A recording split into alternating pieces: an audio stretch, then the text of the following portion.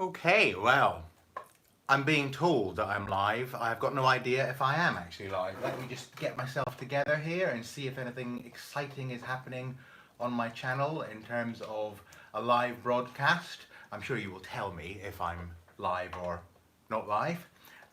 Here I am. Let me just go in here and pop open the chat. I have absolutely no idea what time of day it is anywhere other than here. So here in the UK it is just after 10:45 a.m. or 10:50 a.m.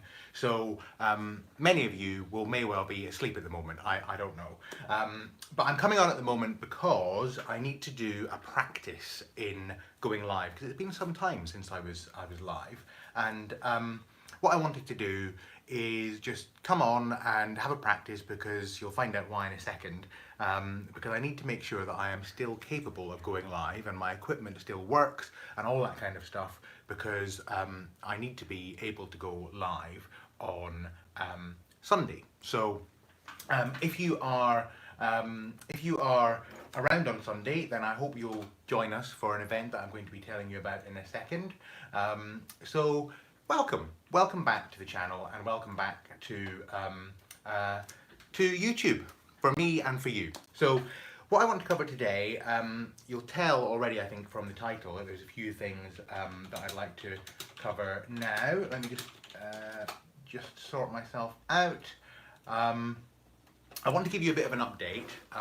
One of my last videos was an update on where I have been, and so I want to say a little bit more about that. And I also want to talk about some of the other things that I'm getting involved with at the moment, including a project that I have dived into, and that is going to have quite a significant impact in terms of the direction that this channel is going. So I want to cover all of that, and that then leads me on to talking about something else that is really important and that flows on from that, and that is the topic of creative motivation. How do we find motivation for our creativity, and how do we make sure that that creativity is not blocked? How do we make sure that it's properly unlocked and is available to us? And the new project that I'm involved in a very real way, is doing that for me. So I thought I would share with you some of my some of the things I've learned about how to do that over the years, and hopefully that will be of use to you also.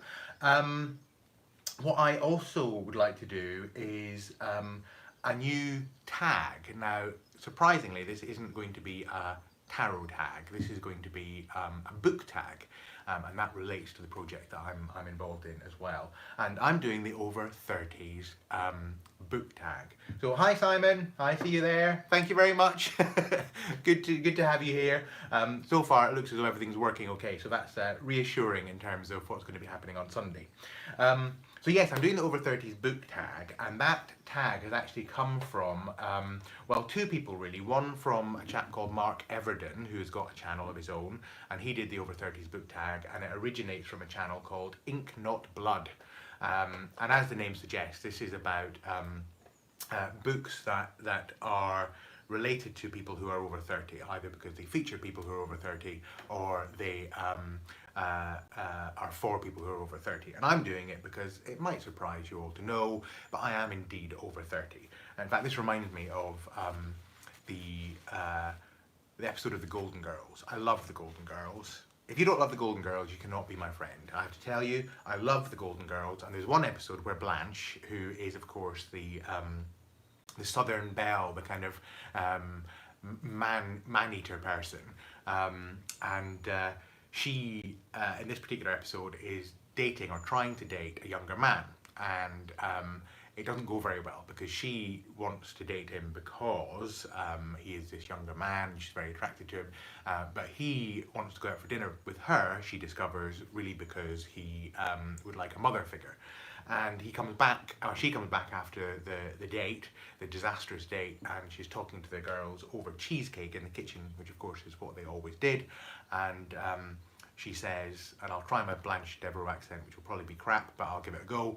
"Oh, Dorothy, this is the first time in my life I have felt over the age of 40. Now, I know that's a terrible southern accent, but you know what I'm trying to get at. And Dorothy, who's the kind of very sardonic, dry one. It says, Blanche, you know why that is, honey? It's because you're over the age of 50. Well, I'm doing the over 30s book tag because I'm over the age of 40.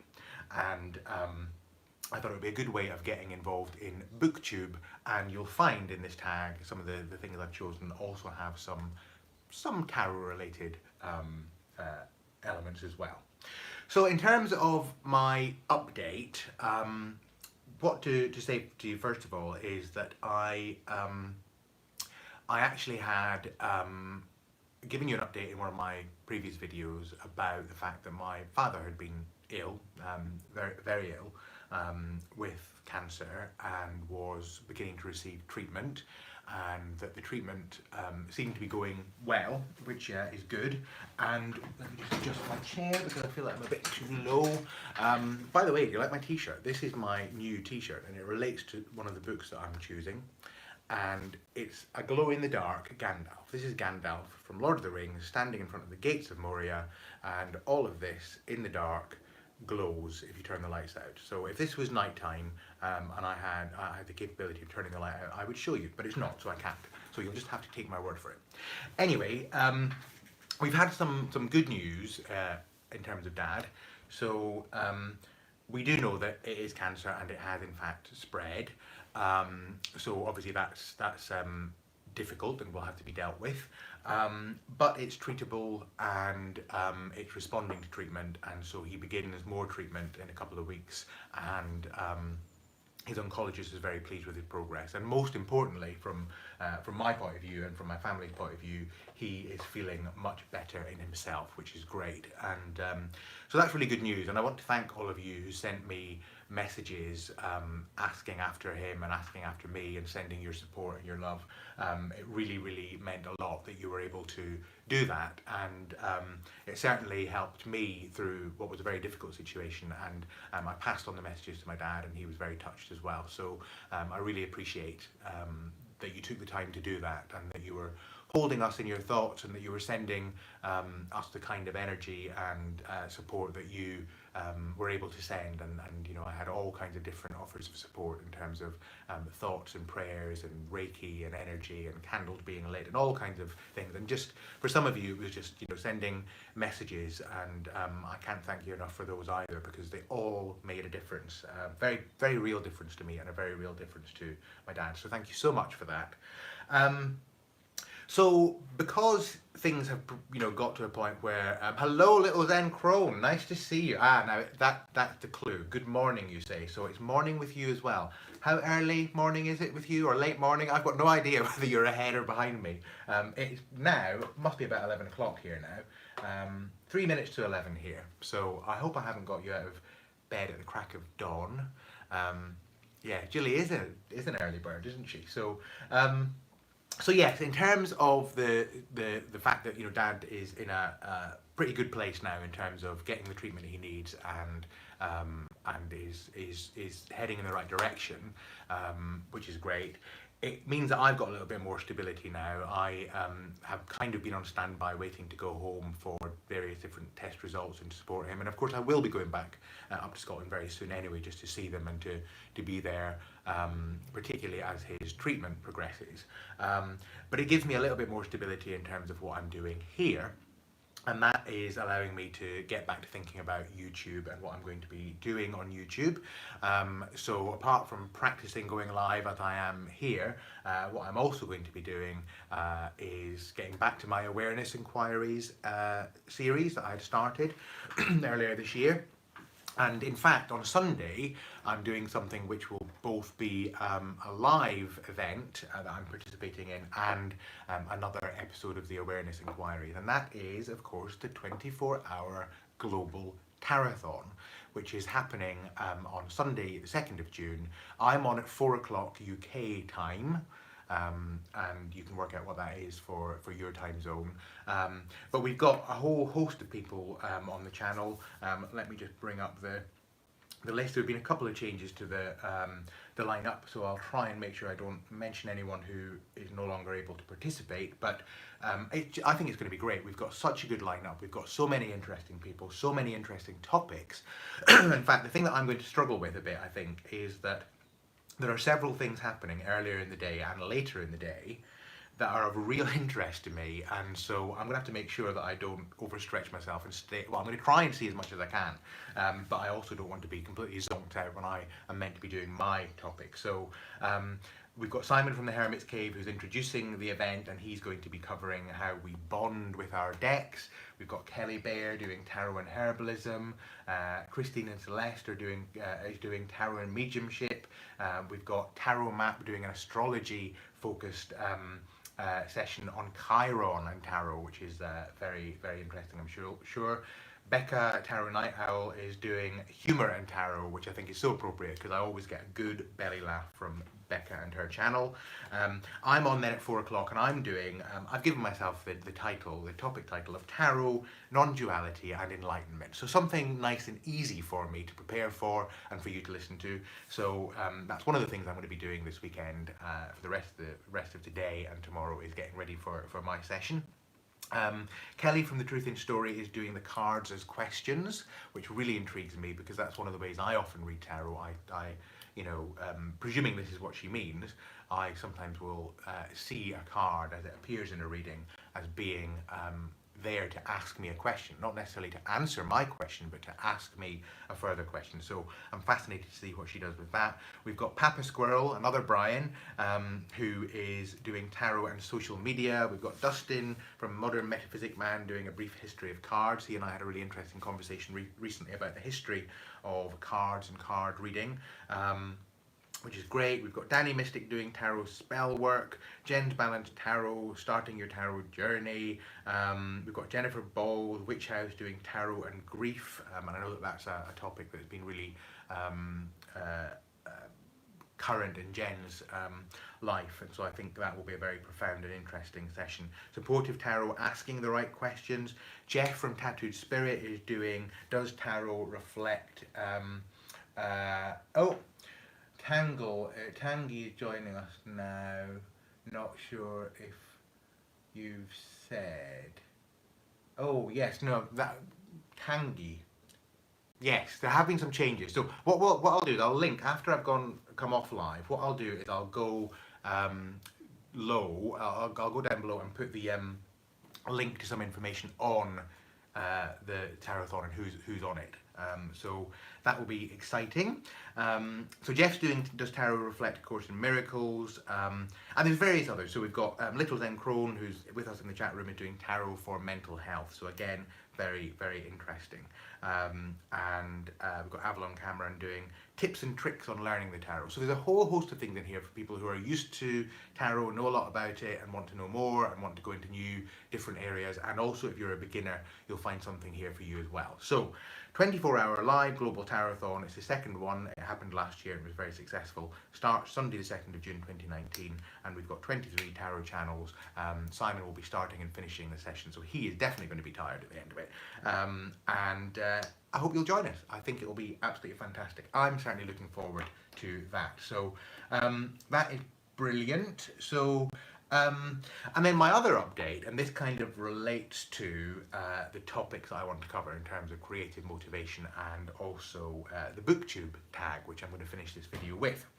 I have just enrolled in a novel writing course, and I'm very excited about this because it's actually a novel writing course where you had to apply to get on it. There was only 15 places. It's taking place in Birmingham, which is where I'm based, which is great. And it really was interesting because I have been working, I've mentioned it on this channel before now, I've been working on my novel, or thinking about working on my novel, for a long time now. And I actually was just taking down some notes recently on the novel, and just gathering some of my thoughts. And I was looking on my iPhone because I knew that I had made some notes about the novel on the iPhone.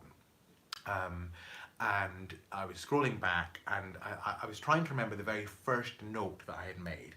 And I went back, and what I found was that my first note about the novel, my first kind of idea note about the novel, was was made on the iPhone in Notes in 2012.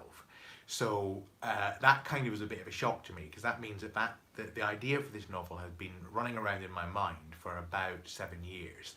And I've got quite far with it in terms of I've got, you know, characters, I've got a setting, I've got pretty much got the plot, I've got a theme, you know, so I know quite a lot about what the novel is going to be about and what's going to happen in it and who's going to be in it and what I want to say. But the real barrier for me has been actually knuckling down and starting the process of drafting that novel. So I thought that enrolling in this novel course would be a good idea, because I know that when I've got some kind of structure around me, that's what disciplines me to do my creative work. And I found that that's true in any kind of creative endeavour that I get involved in. So, you know, once when I was applying or writing a short story for a short story competition, I ended up not entering the competition because the short story ended up being longer than the word limit for the competition. But the very act of applying and trying to enter the competition made me write that short story, and had I not had that structure and that motivation, I might not have done it. So so my thinking was, I will apply to this novel writing course and it will make me do it. Well, it's already made me do quite a bit, because in order to be accepted, you had to submit a piece of writing, ideally the first 2,000 words or so of the novel you're working on. So I drafted the first chapter, or part of the first chapter of the novel, and that really feels like quite a milestone, and it's very exciting, because I'm going to have to produce at least another 3,000 to 6,000 words during the course of the novel writing course. So I'll come out of this, I hope, with at least between 6,000 and 8,000 words of writing for the novel. So I'll only have about 50,000 to go in order to finish it. So yeah, so in terms of creative motivation, that's really the thing that I wanted to say, and I wanted to share an exercise with you that I thought you might find useful. So the two things that really help me with my creative work and allow me to move forward with my creative work are, one, having a structure, so having some kind of goal to aim for, and Jilly from Little Den Crone saying, "Whoa, that's a lot of words." Well, it is, although actually I think 58,000 words, which is kind of what I'm aiming for, is probably average for a kind of a young adult kind of novel, which is the type I'm writing. I say young adult, I mean, that kind of probably makes people think of things like Twilight and all that kind of stuff. It's not that kind of thing, and it's not even going to be geared just at young adults, but I think that's probably, in terms of topic, where it would be categorised by some publishers. But I suspect it's going to be a thing in itself. So yeah, I'm aiming for the 58,000 words, and if it's a little bit less or a little bit more, that'll be fine. But it does seem like a lot of words when you look at it like that, but when you break it up into chunks, it actually becomes a lot more manageable. So having a structure for me really helps. So knowing that I'll have to produce writing for this course, the working title. Wow, the working title. This relates a little bit to tarot. So I think it's going to be called something like The Oracle of Everywhere Else, or something like that. I'm playing around with the title, but it's going to feature one of the things in it that's really significant and important in terms of moving the plot along and also connecting the characters together is a deck of cards, a mysterious deck of cards that one character finds and another character tries to hide from them. So I'm very excited about this, because I'm discovering a lot as I go through the process of writing it. So I'll come back to you with more detail on that soon. But having that structure will really help. I know that it will. So having to produce work and words for the course will be really helpful. The other thing that really helps, I have found, is finding a way of shutting off, or at least shutting up, that inner critic that stops us from moving forward. Because we probably all know what it's like. You start doing something creative. It doesn't even have to be creative, you know, it can be anything. And you start doing it, you get to a certain place, and then your inner voice starts telling you why it's not a good idea. Hello, Kelly. Nice to see you. Thanks for stopping in. Yeah, so it's kind of the voice starts and it starts telling you that's not good enough, that could be different, you know, it's not going to work, and that can really stop you in your tracks. And I was thinking about this, and I remember, I have a very vague memory of when I was a kid, painting. It must have been in play school or primary school, and I was just painting, and there was all these lovely pots of paint that had that lovely smell that I remember from those days. Probably highly toxic, but they smelled delicious. And they were so bright and such wonderful colours, and I was painting. I don't even remember what I was painting. It was probably just something really abstract.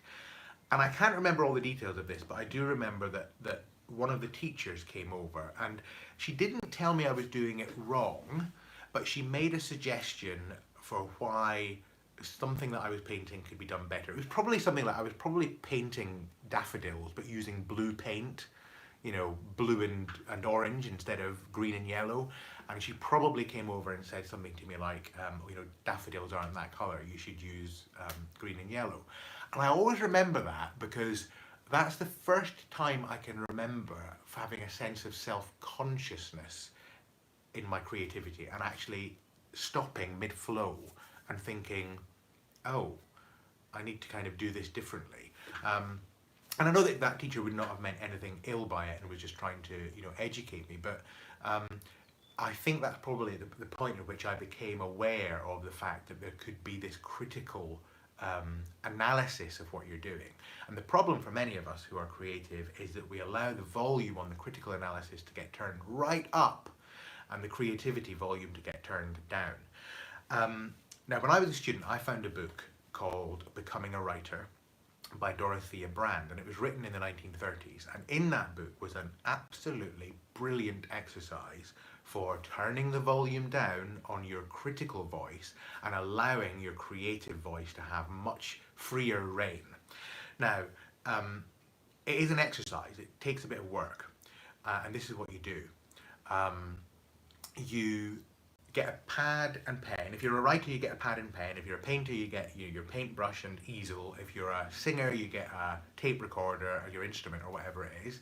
And yeah, see, Gilly's saying that your fourth grade teacher said you'd never make money as an artist. It's just so sad when people are told that. You know, any one of us may or may not make money doing what it is that we want to do. And you know, I do creative coaching for people, and one of the things I say to people is, you know, sometimes if it's something you really love, don't necessarily assume that you have to subject that thing you love to the marketplace. So don't feel you have to make money from it, but don't tell yourself you can't make money from it. Also, don't tell yourself, oh, you know, just do it and the money will rain down from the heavens, because, you know, sometimes that's not realistic either. What I say to people is, if you love it, do it, because you'll find another way of making money if you need to, and it might be the same way or it might be a different way, and that might change over time. But what too many of us do is think, well, I can't make money with this thing that I love to do, so I'm not going to do it at all, and I'll just focus on the things that make money. And so we leave those creative things aside, and it's just so sad, so sad.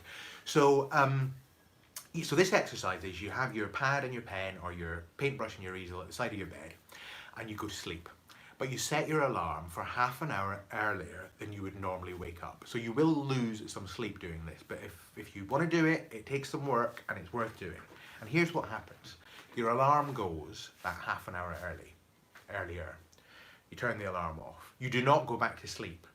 You pick up your pen or your paintbrush or your instrument or whatever it is, and you start creating. So if it's writing, I'll use writing as the example. You just start writing. And you start just stream of consciousness. If you can't think of anything to write, you just start writing your shopping list, or you start writing what you did the day before, or you just write whatever comes to you, and you write for half an hour. And then once you've done that, you put your pen down. You might go back to sleep, or you might get up and go on with your day, but you don't look at what you've done. You don't look at what you've written. You don't look at what you've painted. You don't listen to what you've recorded. And then you repeat the process the next day, and the next day, and the next day. And what you're meant to do, the exercise in the book, is that you do this for 2 weeks. And every day you continue with your writing or your painting or whatever it is in this kind of sleepy, just awake state. You don't look at what you did the day before, and you keep going until the end of the 2 weeks. And only then do you go back and look at what you did. Now, I have to tell you, when I did this, I was a student. at university, and I did it. I didn't manage to do it for the full 2 weeks, but I did do it for quite a few days in a row. And as I was doing it, I can't say I felt particularly creative. Most of the time I felt like, oh God, I wish I was asleep. But I just made myself do it. I wrote and I wrote and I wrote. A stream of consciousness for about half an hour.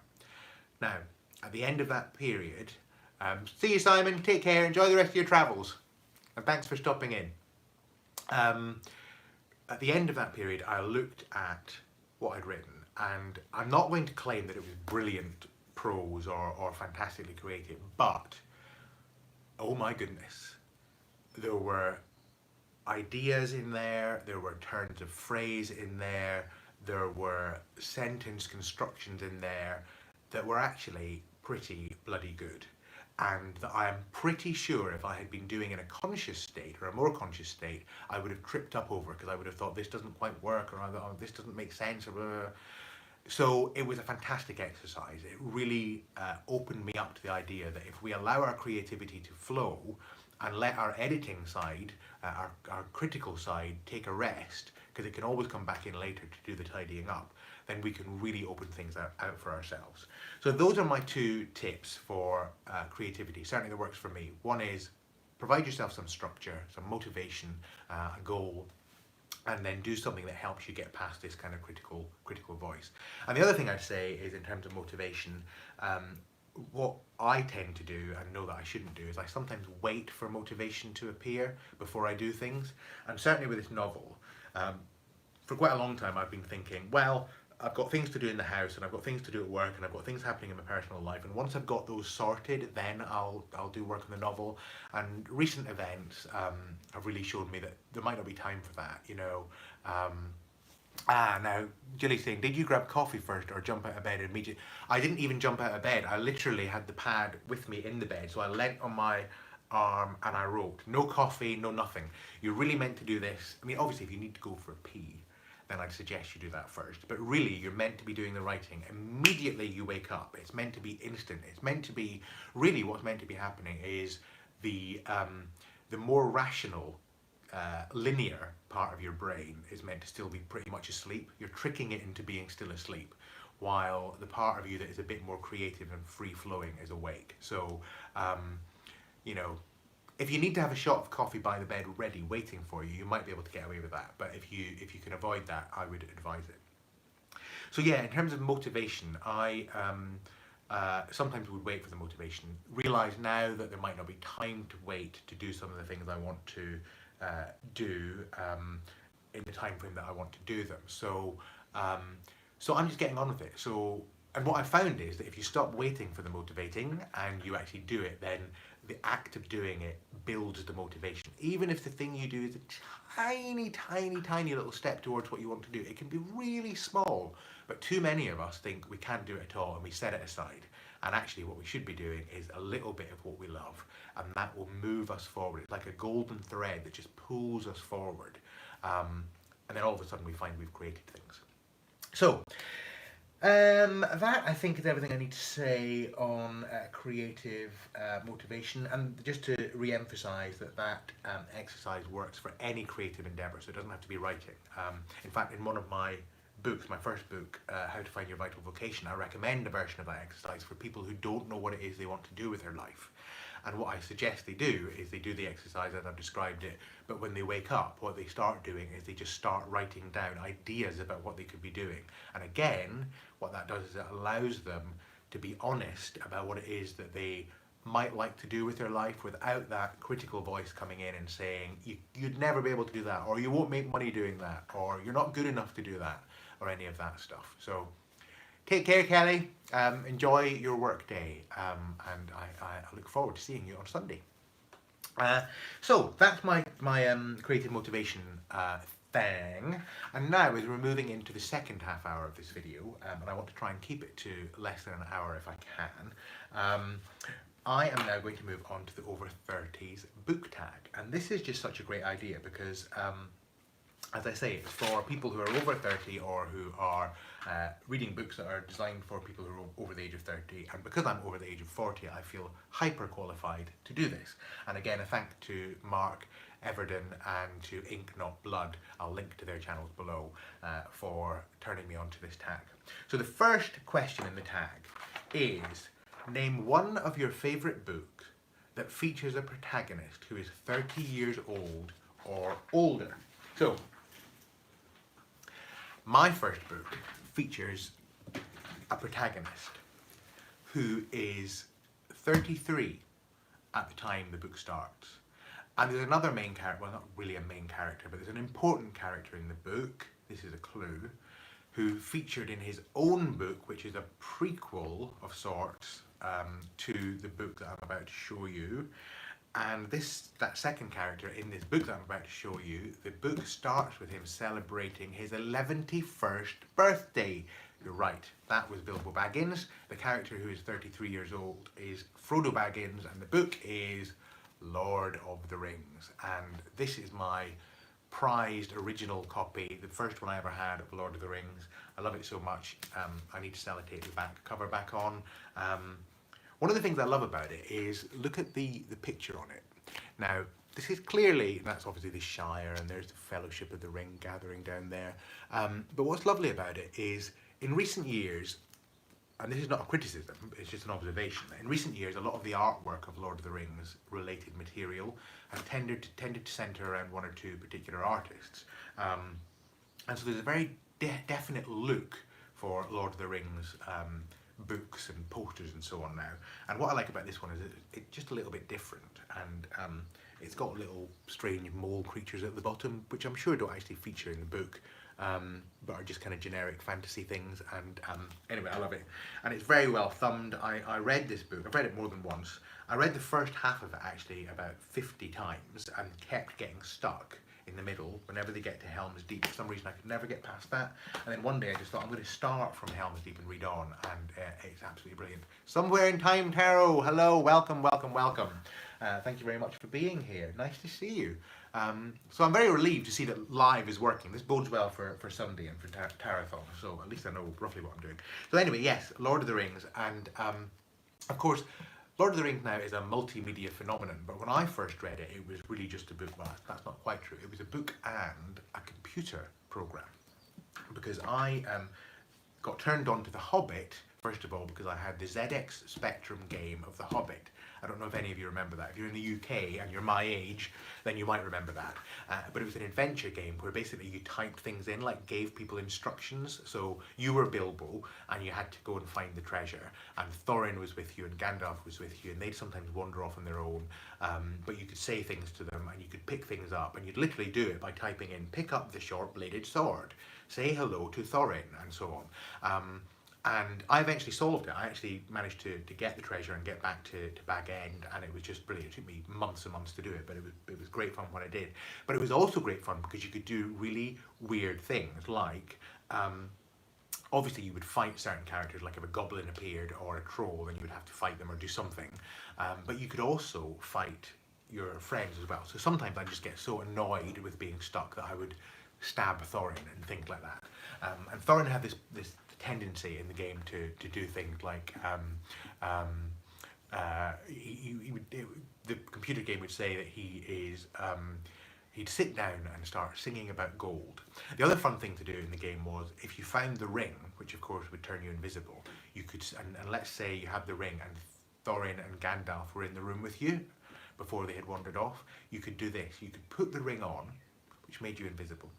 Then you could hit one of them, like hit Thorin. And then the game would say, you punch Thorin. Thorin says, who did that?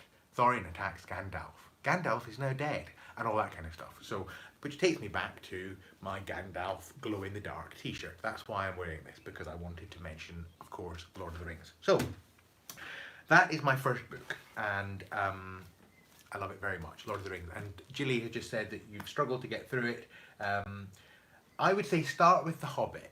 The Hobbit is shorter. It's still quite long, but it's shorter, and it does really kind of set things up for Lord of the Rings. And the thing about Lord of the Rings, obviously, is it's 3 different books, and I did struggle to get through the second book, The Two Towers, until I actually started in the middle and then worked my way forward, and then just found that it really picked up after that.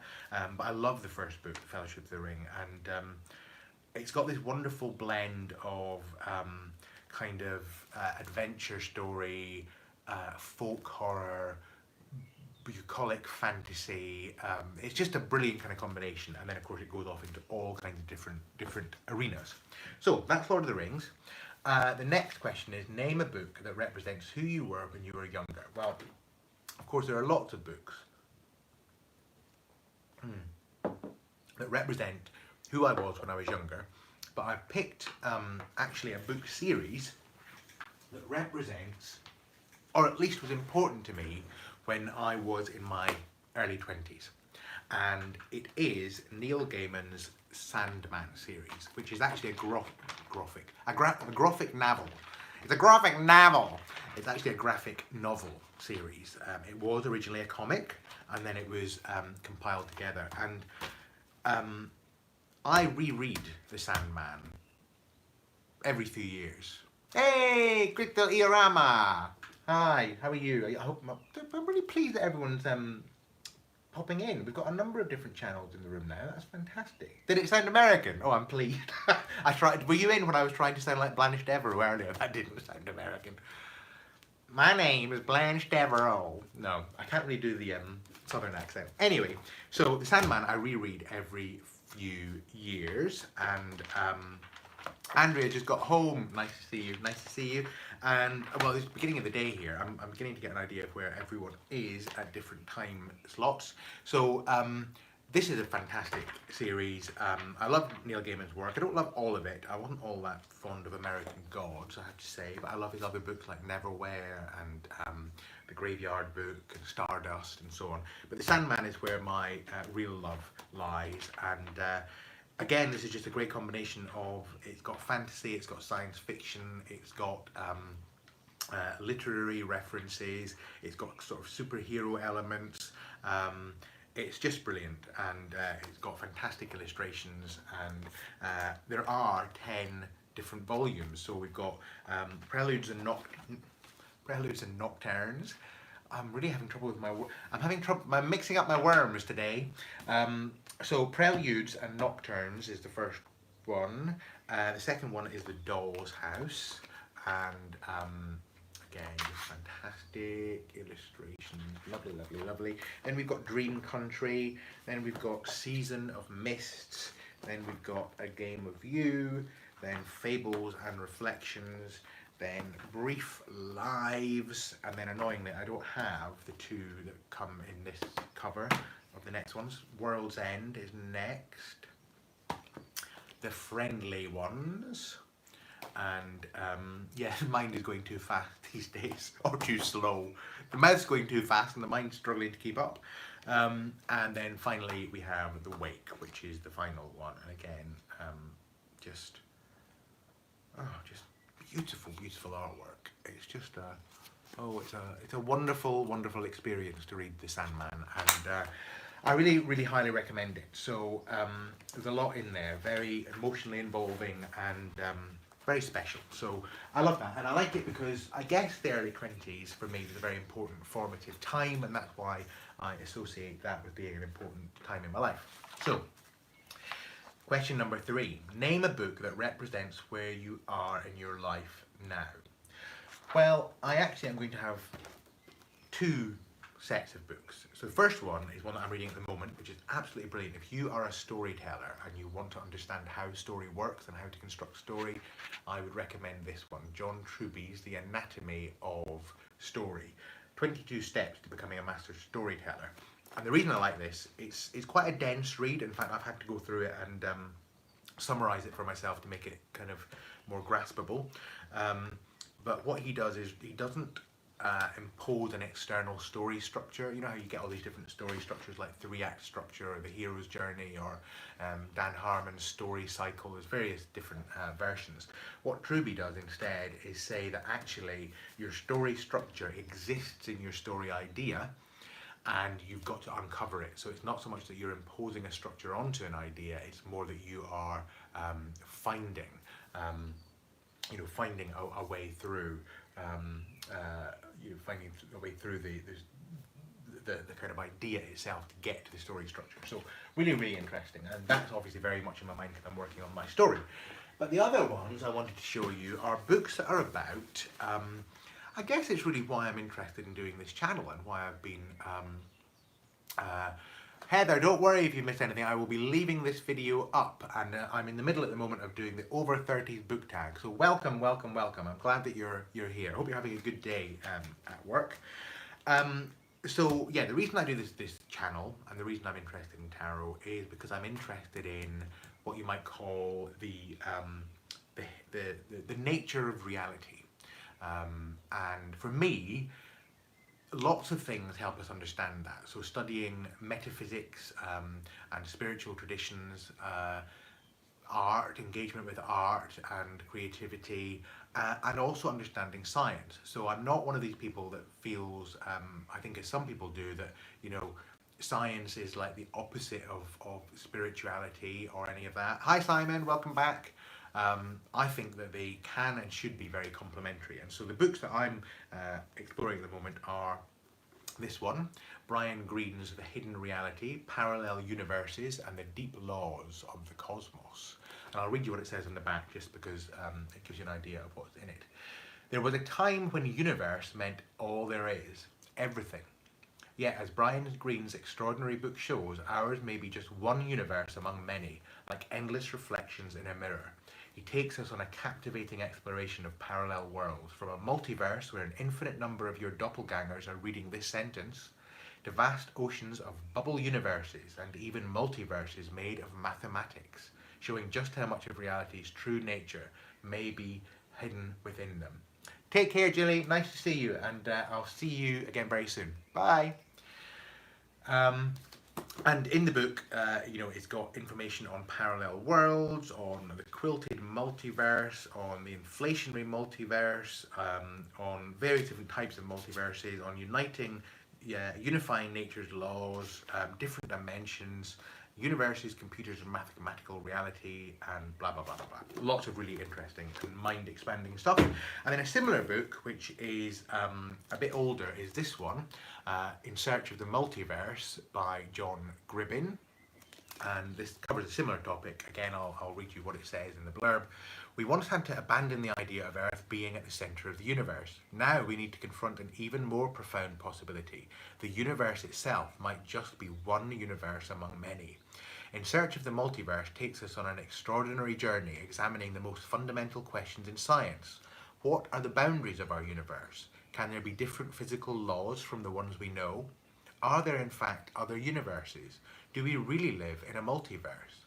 This book is a search, the ultimate search, exploring the frontiers of reality.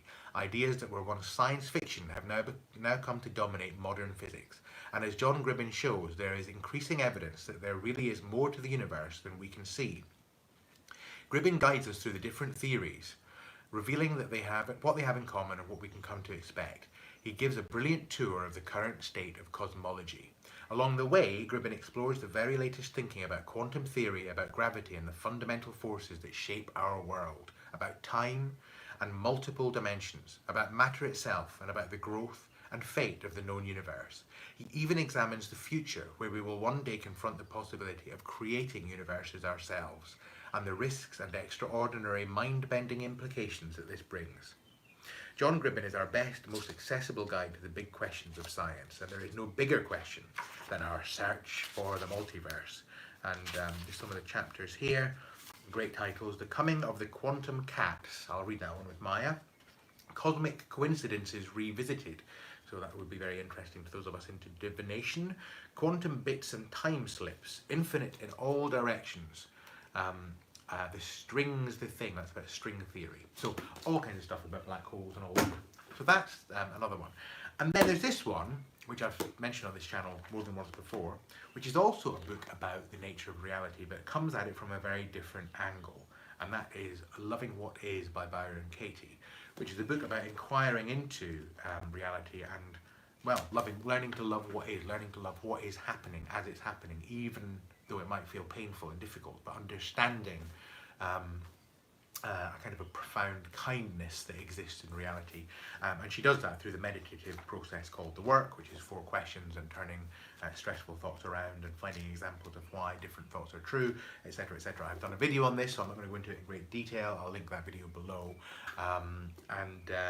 I think this is of real interest to anyone who is interested in that idea of the nature of reality and who isn't necessarily very convinced by things that seem like woo. I know a lot of people think that, you know, tarot and things like that are very kind of woo kind of topics, and that's fine if that's what you think. Although many of us, myself included, use tarot in a way that is not that, and others do use it in a way that's very, you might say, magically oriented, and that's absolutely fine. Oh, great! So some of you are arriving. So Ikali Sunflower, welcome. Somewhere in Time Tarot says got 2 of Katie's books in audio. Audio is a brilliant way to listen to Byron Katie, especially if she's reading, and especially if it includes you know, sessions of her doing the work with people. That's really, really worth listening to. So that's fantastic. And the thing about this is that it's very practical, although it's very spiritual as well. And if you like Buddhism, Zen inquiry, that kind of stuff, then you will enjoy this. And I'll say a bit more about all of that on my session on Sunday on Tarothon, which is about non-duality and inquiry and tarot. So that is going to be absolutely fantastic. So where are we now? Where are we? I've lost my questions. So, name a book that represents something that has never changed about you. Okay, so for this one, I'm going to share with you a book that was my favourite book when I was a kid. I went to the library and got this book out so many times and read it and reread it and reread it and was just enchanted by it. And I love the stories in it, and I love the cover of it, and I love the topic that it is about, and I think some of you will too. It's a book by Ruth Manning Sanders, who collected folk tales and folklore from all over the world and compiled them into books, illustrated by a marvellous artist called Robin Jacques, and it is a book of witches. Isn't that the most amazing cover? And there's a rather scrawny looking Maya there.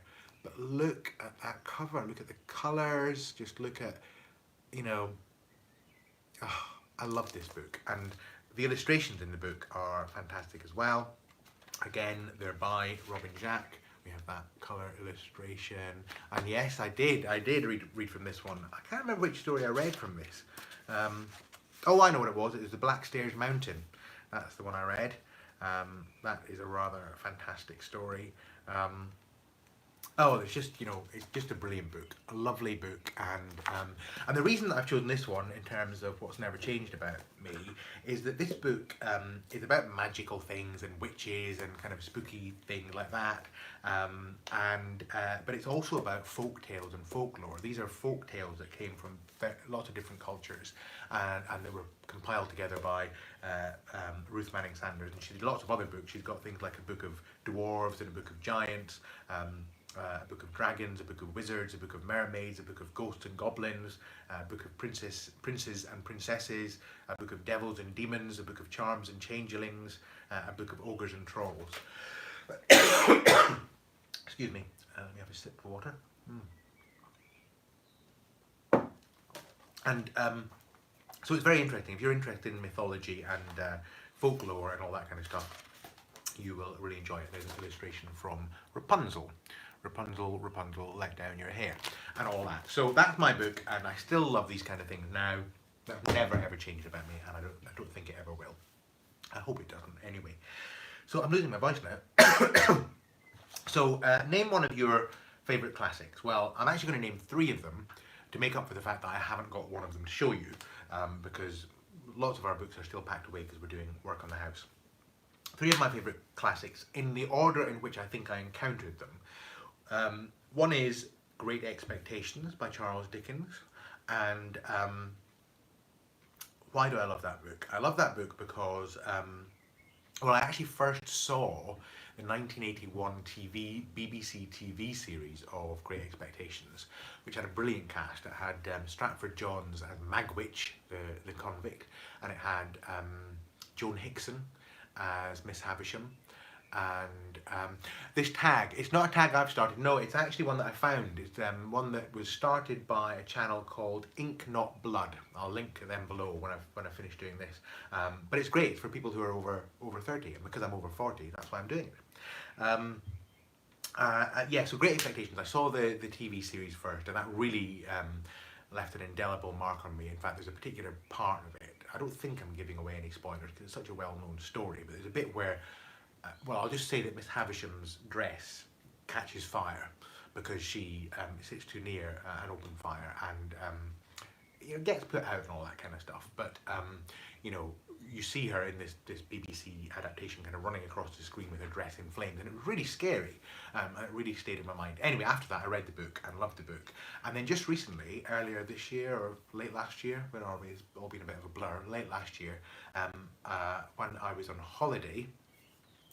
In London, we went to Charles Dickens's house, a house that he lived in while he was in London, and I don't know if he wrote Great Expectations at that house, but what we saw the desk at which he wrote Great Expectations. And actually, I found it surprisingly moving when I walked into the room and saw the desk and read that he'd written Great Expectations at that very desk. I really found myself becoming quite emotional because that was one of the first books that I read that I remember dealing with issues of inequality and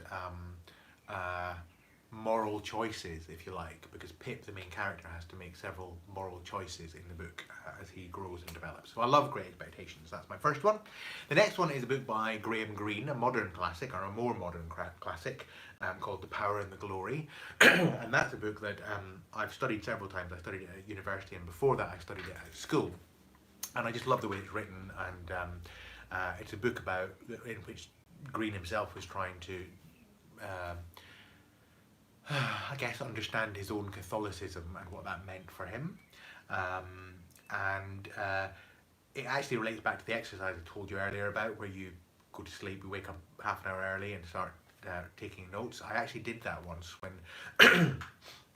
I was writing an essay on the power and the glory for my university course, and I was struggling to come up with ideas, and so I used the wake up early trick, and I had the book beside me on my bed, and I woke up half an hour earlier, I picked up the book and I started going through it and writing notes in margins and particular things. Anyway, went back to sleep, woke up, and when I looked at what I'd written some really incisive things, so I thought, oh, I'm onto something here. So anyway, that just reminded me of that. And then my last book is, my last book in this question is Wuthering Heights by Emily Bronte.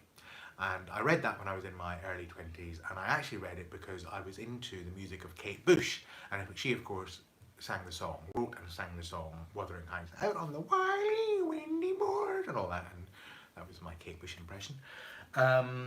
And I read the book and I loved it, and it's got a very unusual structure because it's got a story within a story structure, and it's got a kind of, has got kind of sort of supernatural overtones towards the end, although it's not necessarily very clear whether something supernatural is happening or not, but it's just very evocative. And again, in terms of, you know, connecting with people, I've been to visit Haworth in Yorkshire, where the Brontes grew up. Went to the Bronte parsonage. I've trekked across the moors to find Top Withens, which is the house that Wuthering Heights was based on. But it's ruined now, and it's just very evocative. So I love that book. So those are classics that are three of my favourites. I could easily reread any one of those at any time and really enjoy them. So finally, name a book that you like or would like to read that was published in the year you were born. So I was born in 1973, and the book that I am mentioning is this book by Susan Cooper, The Dark is Rising, which was written in 1973. Now, The Dark is Rising is actually one book in a sequence of 5. Now, this one, sorry, I'm still here, even though you can't see me, I was still there. I just want to show you something. So I've got different versions of this book.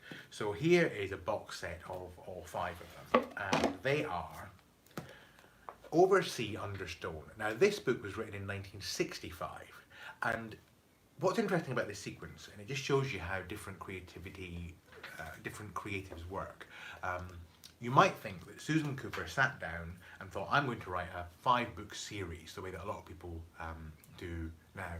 Heather's saying that you read all 5 of them. Brilliant. It's just such a good story, isn't it? It's so fascinating. But this one, Over Sea Under Stone, was written first in 1965 as a standalone. I think actually she wrote it as to enter into a competition or something. I think I'll try and find there's an interview with her. I'll post that below if I can find it. Anyway, she ended up not entering the competition but writing this book, which stands on its own as a kind of children's adventure story, which has got kind of mythical overtones but isn't overtly mythical or supernatural. But it does involve finding or searching for a grail or a little cup that's important to these powers of darkness and powers of light. But it's more adventure story than anything else. So it's got a slightly different tone to the others. And then 5 years later, she felt the need to continue the story and to do something else. And really, the next 4 books came along in quick succession after that. And the next one was The Dark is Rising. And let me just show you.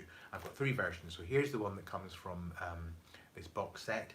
Then there's this one, which I had on my bookshelf as well, which I think is a slightly different illustration, geared more maybe to a younger, maybe slightly younger audience. And then this is the one that I picked up when I was a kid, and the one I love most of all. And the reason I love this one is there's something really evocative about that artwork. And in fact, the artist produced covers for other ones in the series as well. So I hope you can see that. That's his one for Over Sea Under Stone. There's The Dark is Rising, which I've just shown you. There's Green Witch, which comes next in the series. And let me see if I can find, here they are, by way of comparison. Here's Green Witch in that series. And then we have The Grey King. And that's the thing there, Grey King. And then the final one in the series is called Silver on the Tree. And another brilliant Michael Heslop illustration there, and that's the more modern one. But I definitely prefer the Heslop illustrations. He also did this one for the all-in-one book version of the Dark is Rising sequence, and then this is a kind of composite one, which I have that as my desktop screensaver, because I love it so much, because it kind of blends them all together. So I love The Dark is Rising, and one of the reasons I love it so much is it picking up on what I said about the Book of Witches, it blends adventure story with mythology, and in particular British mythology, and it has Arthurian references and some Celtic references as well, and it's really well written. So that is my pick for a book that I like, that was published in the year that I was born, The Dark is Rising.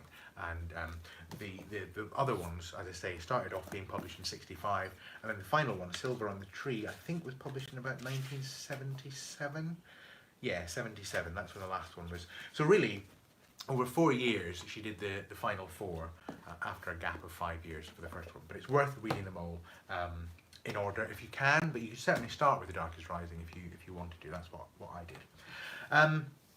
And the other reason that it's good to pick this one for my final book as we come up to the end of the hour is that my novel that I'm working on, which will feature a deck of cards, that relates us back to Tarot-thon, of course. There's a link back there, full circle. And also my novel is, I would say, kind of in the same category as The Dark is Rising, except my novel is going to be based on, it's an adventure story that is going to draw on a version of Scottish, Celtic, Gaelic folklore, and which will also have elements of science fiction and adventure and so on. So, and as I said earlier in the video, I am really starting on that in earnest because I've joined this novel writing course, which will run for 7 weeks, starts next week on Wednesday, and by the end of it I should have several thousand words, and then I want to plough full ahead and get that novel completed So I am very much looking forward to being able to share that with you. So as soon as I have got that done and as soon as I know more about what I'm doing, I will definitely share the novel with you. So I want to thank you all very much for being here. And as I say, I did this really because I wanted to check that I could still go live and that it all worked perfectly. And just to remind you that Tarathon is happening this Sunday, June the 2nd, and I'm on at 4 o'clock, and there's various people on before me and various people on after me, and I heartily recommend them all to you. And thanks again for all your words of support and for being here. And I'll close by just saying thank you again to Mark Everden and to Ink Not Blood, who pointed me in the direction of the Over 30s book tag, which I really enjoyed. So if you'd like to do the Over 30s book tag, please do join in. So all the best to you all. I'll see you all again very, very soon.